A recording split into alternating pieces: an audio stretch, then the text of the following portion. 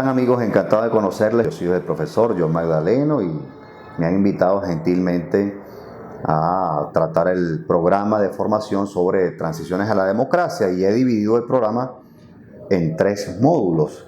El primer módulo hablaremos sobre tipologías modernas de regímenes políticos.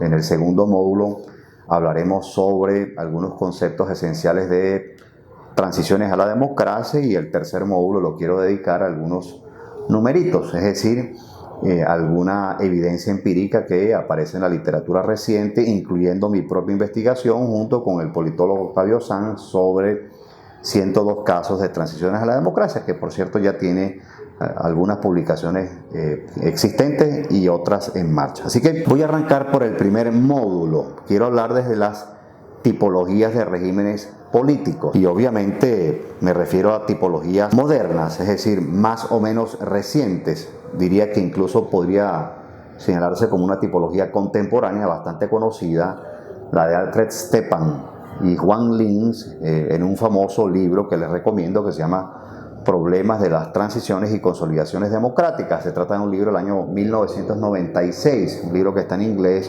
no hay traducción disponible hasta la fecha.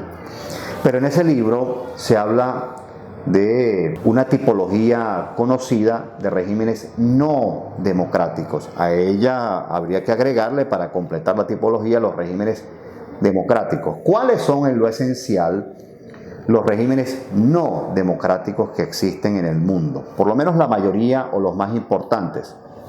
Obviamente el régimen autoritario o autocrático, el régimen sultanístico, los sultanatos, los regímenes totalitarios, los regímenes post-totalitarios, y si obviamente quisiéramos agregar uno que no está contemplado en la tipología de Linz y Stepan, tendríamos que decir que los regímenes teocráticos en el Medio Oriente, por ejemplo, el caso iraní tendría que ser uno, y hay algunas monarquías absolutistas todavía, como el caso de Arabia Saudita, para poner un ejemplo.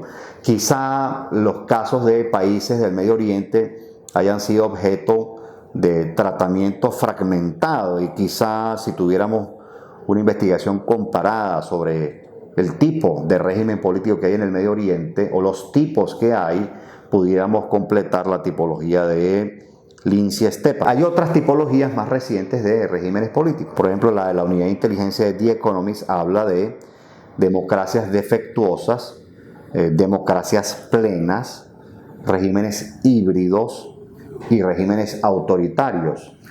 Por ejemplo, el Instituto Variedades de Democracia, mejor conocido como el Instituto VIDEM, quizá el esfuerzo de recopilación de data en perspectiva comparada más importante del mundo en este momento.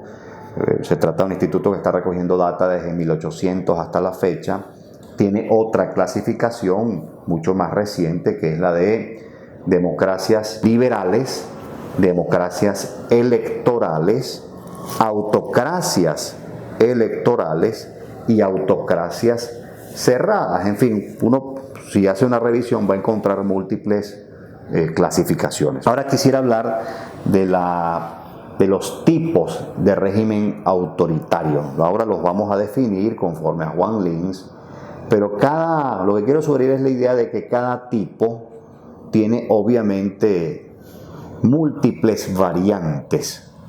De democracias hay múltiples variantes, como la democracia delegativa, de la que habló el profesor Guillermo O'Donnell, o las democracias defectuosas, de las que habla la unidad de inteligencia de The Economist, o por ejemplo las democracias imperfectas, de las que hablan otros indicadores, o por ejemplo el caso de las semidemocracias, que en algún momento fue referida en una obra muy importante de Larry Diamond, Simon Martin Lipset y Juan Linz, una obra del año 88 de 4 tomos. En fin, de ese mismo modo, en cuanto a los regímenes autoritarios, hay varios subtipos, diversas variantes. El maestro Linz, lo recuerdo para que ustedes lo puedan consultar, pensó en 7 tipos de regímenes autoritarios: el tipo burocrático militar, el corporativismo autoritario, el régimen autoritario de movilización en sociedades postdemocráticas, los regímenes de movilización postcolonial, regímenes raciales y étnicos, ¿sí? Como por ejemplo algunos casos africanos, o regímenes imperfectamente totalitarios o regímenes pretotalitarios. Para Juan Linz, los regímenes pretotalitarios son un tipo de régimen autoritario, es decir, allí donde no cristaliza por entero un régimen totalitario, eso es, dice Linz, un tipo de régimen autoritario. Y regímenes autoritarios post-totalitarios, es decir, después de una desconsolidación del régimen totalitario, también sería otro tipo de régimen autoritario, repito, en la opinión del maestro Juan Linz, un gran sociólogo político y un gran comparativista del mundo. De hecho, quizá uno de los más importantes de todos los tiempos. Andreas Schedler, un politólogo muy importante, tiene algunos libros sobre los regímenes autoritarios, les invito a consultarlo. También tiene una clasificación de otros subtipos de regímenes autoritarios. Él se refiere a las autocracias contemporáneas como autocracias electorales, en contraposición a las autocracias cerradas de las que habla, por ejemplo, el Instituto Biden. Pero dice el aporte de Schedler, del mismo modo que Larry Diamond dice, es que dentro de las autocracias electorales hay no menos de dos tipos que se distinguen claramente entre sí. Por un lado, la autocracia competitiva y por otro lado, la autocracia o el autoritarismo hegemónico. Son categorías, es decir, dentro de cada tipo de régimen político podríamos encontrar variantes o propiamente subtipos. Ahora quiero que hablemos de qué significa un régimen autoritario, porque en mi opinión lo que tenemos en Venezuela es, en lo esencial, un régimen autoritario. Bueno, siguiendo a Linz, un régimen autoritario es un tipo de régimen en el que hay un pluralismo político limitado. Repito, pluralismo político limitado. Esto quiere decir que se restringen garantías, es decir, se violan libertades civiles, se violan derechos políticos, probablemente económicos y sociales.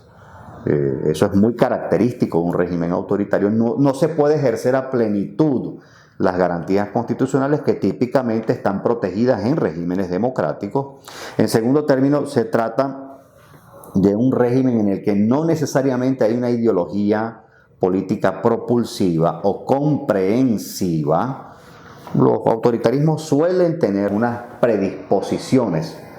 No necesariamente hay una ideología rectora como ocurre en los regímenes totalitarios, que penetra toda la vida social y política, que prefigura la conducta estatal de diversos agentes. No, en los regímenes autoritarios, aunque hayan algunos relatos protoideológicos, la ideología no es la guía rectora de todo el comportamiento colectivo ni de la coalición dominante. En tercer término, en el caso de un régimen autoritario, obviamente se trata de regímenes en los que no hay una movilización política intensa, vasta, de manera permanente.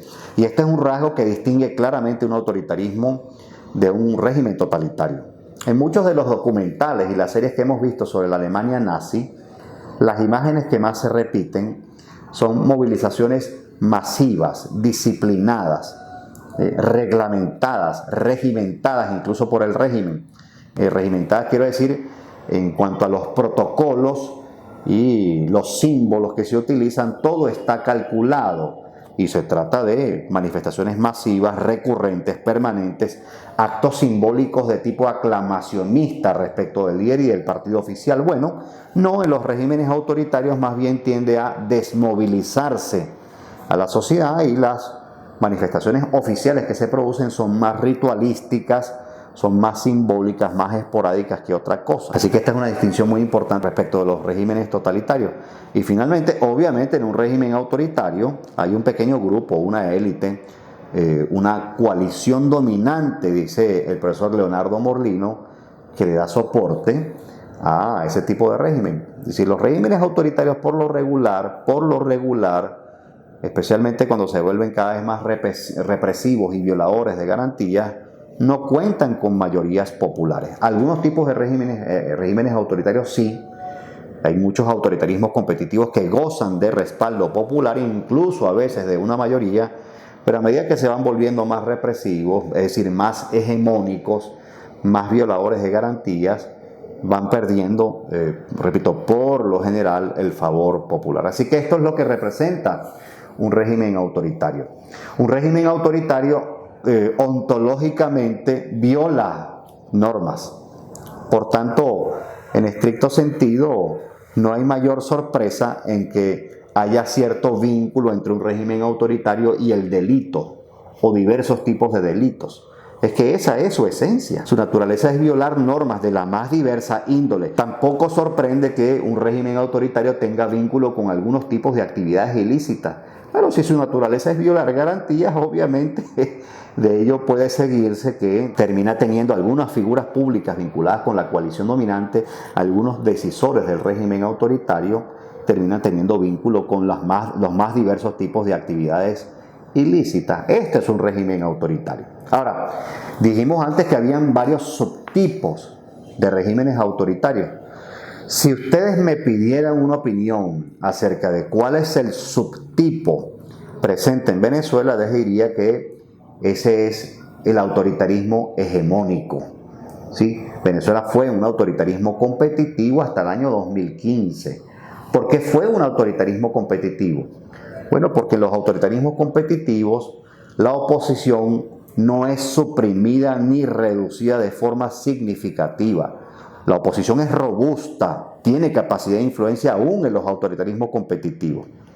A partir de esa fecha, especialmente cuando la oposición gana la elección parlamentaria, se producen violaciones aún más severas de las que ya se venían produciendo incluso en tiempos de Chávez. ¿Qué es un autoritarismo hegemónico? Bueno, tiene 6 rasgos. La profesora Inmaculada Smolka Vida, una estudiosa de esta materia, señala que son 6 los rasgos que caracterizan este tipo de régimen. Primero, es un sistema político dominado por poderes militares, extranjeros, jerarquías religiosas, oligarquías económicas, cualquier otro grupo poderoso. Segundo, puede existir una autoridad política formalmente reconocida que asume la práctica totalidad del poder político. Tercero, aunque algunos de esos tipos de regímenes autoritarios en algún momento experimentan cierta liberalización política, es decir, cierta distensión, y reconocen algún grado de pluralismo ciertamente limitado, como nos ha advertido Juan Linz, solo los partidos o candidatos que participan en el poder tienen posibilidad real de acceder a los cargos en instituciones públicas. Esto es muy importante. Esto es un punto de demarcación, una frontera muy clara respecto del autoritarismo competitivo. Cuarto, las elecciones, por lo tanto, si bien pueden ser pluralistas en alguna medida, de manera limitada, ya sabemos, excluyen a la oposición y por lo tanto no son competitivas. Es decir, en regímenes autoritarios hegemónicos no puede haber elecciones libres y competitivas. Es una antinomia, un oxímoron, una contradicción. Si hay elecciones libres y competitivas, no puede ser un régimen autoritario hegemónico. Si las elecciones son no competitivas, y hay un indicador muy potente de que se puede estar en presencia de un régimen autoritario hegemónico. Quinto, los derechos y libertades son muy restrictivos. Las restricciones que impone el poder para que usted pueda ejercer garantías contempladas en una constitución democrática, obviamente son violadas. El espacio que usted puede tener es minimizado. Y estos derechos y estas libertades están sujetos continuamente a las amenazas y el comportamiento violatorio de los poderes públicos. Y por último, sexto, determinados grupos étnicos, religiosos y regionales pueden verse relegados de los derechos civiles e incluso pueden existir conflictos importantes en algunos de estos ámbitos. Son 6 los rasgos, de acuerdo a la profesora Inmaculada Smolka Vida, conforme a los cuales puede caracterizarse un régimen autoritario como hegemónico. Ahora, si ustedes me preguntaran cuántos de esos rasgos están presentes en Venezuela, diría que la caracterización de Juan Lins de régimen autoritario dibuja 4 rasgos. En Venezuela están presentes no menos de 3. En Venezuela sí hay una narrativa protoideológica que tiene impacto sobre la conducta de las instancias estatales y de los decisores del régimen autoritario. 3 de 4 diría. Pero respecto de la caracterización de un autoritarismo hegemónico, que son 6 los rasgos, diría que están presentes los 6. 6 de 6. Es esta la razón por la que en mi modesta opinión Venezuela puede caracterizarse más exactamente, obviamente es una perspectiva politológica, técnicamente hablando, como un autoritarismo hegemónico. Esa es la columna vertebral del régimen político vigente al día de hoy. Ahora, es cierto que hay otros rasgos pertenecientes a otros tipos de regímenes políticos presentes, pero estos rasgos están presentes de modo complementario. La columna vertebral, en mi opinión, es el tipo autoritario y el subtipo es el autoritarismo hegemónico. Ahora, es cierto que están presentes rasgos que suelen pertenecer a regímenes totalitarios, aunque este no sea un régimen totalitario que ha cristalizado por entero, no lo es en mi opinión. Y también están presentes algunos rasgos de los regímenes sultanísticos, repito, algunos rasgos, del mismo modo que ocurre con rasgos totalitarios. Ahora, para dilucidar este tema con más detalle, me voy a meter en los rasgos totalitarios que sí están presentes y en los que no. De los que pertenecen a regímenes totalitarios que sí están presentes, sobre esta materia les invito a leer Los orígenes del totalitarismo de Hannah Arendt, que es una obra seminal, pero también hay muchas otras. La de Friedrich y Brzezinski es una muy importante, de la década de los 50, y hay una reedición de la década de los 60, se llama La dictadura autocrática y totalitaria. También está un famoso texto de Leonard Shapiro sobre los regímenes totalitarios, y hay un famoso texto de Raymond Aron, Democracia y totalitarismo. Es un clásico sobre la materia. Hay uno más reciente de Simona Forti, aunque no estoy muy de acuerdo con la caracterización que hace de un régimen totalitario, porque básicamente reúne todos los componentes que han sido tratados por la literatura. Pero esas son referencias para ubicarse en tiempo y espacio sobre lo que significa un régimen totalitario. Recogiendo todas estas tipologías, les podría decir que no está presente la concentración del poder en un líder. Quizá pudo haberlo estado en tiempos de Chávez. Maduro, dentro de su propia coalición, es un primus inter pares, es un igual entre iguales. Maduro necesita someter a debate interno entre los principales decisores de la coalición muchos temas asociados a la estrategia del régimen político en su conjunto. Todavía no ha sido sustituido en Venezuela el régimen de partidos, el sistema de partidos. Hay una reducción del espacio para que partidos de oposición puedan competir. Es decir, hay una progresiva supresión de algunos, pero todavía no hay una sustitución total del sistema de partidos por un movimiento de masas, que es lo que suele ocurrir en un régimen totalitario. Todavía no hay en Venezuela un régimen de movilización continua y masiva que típicamente caracteriza a un régimen totalitario. Tengan como referencia siempre la Alemania nazi, esas imágenes que nos muestran en los documentales, por ejemplo los de History Channel, o las cosas que se saben de la Unión Soviética en tiempos de Stalin, o las movilizaciones masivas en tiempos de Mao Zedong en la China comunista. Son los 3 ejemplos emblemáticos de un régimen totalitario que cristalizó. Obviamente Cuba y Corea del Norte son expresiones más contemporáneas. Vietnam se aproximó en su tiempo a un régimen totalitario, pero podría ser más exactamente caracterizada como un régimen pretotalitario, e incluso la Italia fascista es más exactamente caracterizada como un régimen pretotalitario, y esa caracterización no me pertenece, le pertenece a la mismísima Hannah Arendt, lo dice en el 3er tomo de Los orígenes del totalitarismo. No está presente en Venezuela la existencia del terror total como mecanismo de dominación. Sí, hay coerción, cierto. Sí, el gobierno utiliza el miedo. El uso de aparatos policiales y militares no es fortuito. Intenta ciertamente sembrar miedo. Pero otra cosa distinta es el terror total cuando se ha instalado una sociedad. Para ver la distinción habría que echar mano de un autor muy importante para mí, en diversas materias, no solo en materia de totalitarismo, que es el maestro Giovanni Sartori, quizá el más versátil de los politólogos de todos los tiempos, el maestro italiano Sartori, uno de los fundadores de la ciencia política contemporánea, es decir, la ciencia política en el mundo, la ciencia política internacional. Sartori decía, un rasgo característico del régimen totalitario es cuando se cierra la bóveda del miedo, es decir, cuando toda acción colectiva e incluso individual pasa por el tamiz, por el filtro del miedo que imponen los aparatos estatales. Es decir, cuando en efecto usted desconfía de todo y de todos. Le voy a poner un ejemplo concreto para que usted lo pueda entender. En la Alemania Oriental, usted sabe el papel que tuvo la Stasi, ¿sí? Ese organismo de inteligencia.